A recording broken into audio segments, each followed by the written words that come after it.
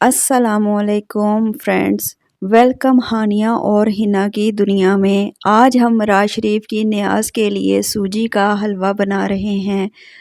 ہم آپ کو سوجی کے حلوے کی ترکیب نہیں بتا رہے ہیں کیونکہ وہ تو سب کو ہی بنانا آتا ہے۔ ہم بات کریں گے مراج شریف سے ریلیٹڈ، کیونکہ مراج شریف صرف ایک رات کی عبادت کا نام نہیں ہے، بلکہ یہ ہے آپ صلی اللہ علیہ وآلہ وسلم کی تعلیمات کو اپنی زندگی کا حصہ بنانے کے بارے میں۔ کوئی بھی نیکی چھوٹی یا حقیر نہیں ہوتی ہے۔ خیر بانٹنے کا دروازہ بہت وسیع ہے۔ ہمیں تو خوش ہونا چاہیے کہ ہم آپ صلی اللہ علیہ وآلہ وسلم کی امت میں سے ہیں۔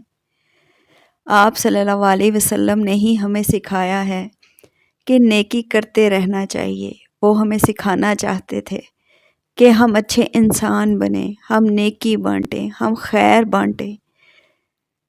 خیر بانٹنے کا دروازہ بہت وسیع ہے۔ آپ کسی کا حال پوچھ لیں، کسی کو تسلی دے دیں، کسی غم زدہ کو ہمت دیں، یہ سب وہ نیکیاں ہیں جن کا اجر اللہ بے حساب دیتا ہے۔ آج کی رات کا مقصد صرف عبادت کرنا ہی نہیں ہے، اپنے اندر تبدیلی لانا بھی ہے۔ ہمیں اپنے آپ کو بدلنے کی بہت ضرورت ہے۔ ہمیں چاہیے کہ ہم اپنے لہجوں کو بدلیں، اپنے عمل کو بدلیں، اپنے رویے کو بدلیں۔ ہم جہاں بھی جائیں، ہمارے لہجوں سے، ہمارے عمل سے، ہمارے رویے سے صرف اور صرف خیر ہی نکلے، کسی کو کوئی نقصان نہ ہو۔ یہی وہ راستہ ہے جس کی طرف حضور صلی اللہ علیہ وآلہ وسلم نے ہمیں بلایا ہے۔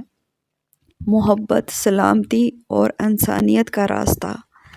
اللہ تعالی ہمیں اپنے ان بندوں میں شامل کرے جو نبی پاک صلی اللہ علیہ وآلہ وسلم کی پیروی کرتے ہیں۔ اللہ پاک ہمارے دلوں کو نرم کرے، ہمارے گھروں کو رحمت سے بھر دے۔ ہمیں ان لوگوں میں شامل کرے جو نیکی پھیلاتے ہیں، خیر تقسیم کرتے ہیں اور دوسروں کے لیے آسانیاں پیدا کرتے ہیں۔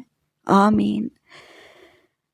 یہ نیاز صرف بانٹنے کا مقصد یہ نہیں ہے کہ آج مراج شریف ہے، مقصد یہ بھی ہے کہ دلوں میں آئی ہوئی دوریوں کو مٹھاس میں بدل دیا جائے۔ ہم سایوں کے گھر جائیں، مٹھاس لے کر جائیں۔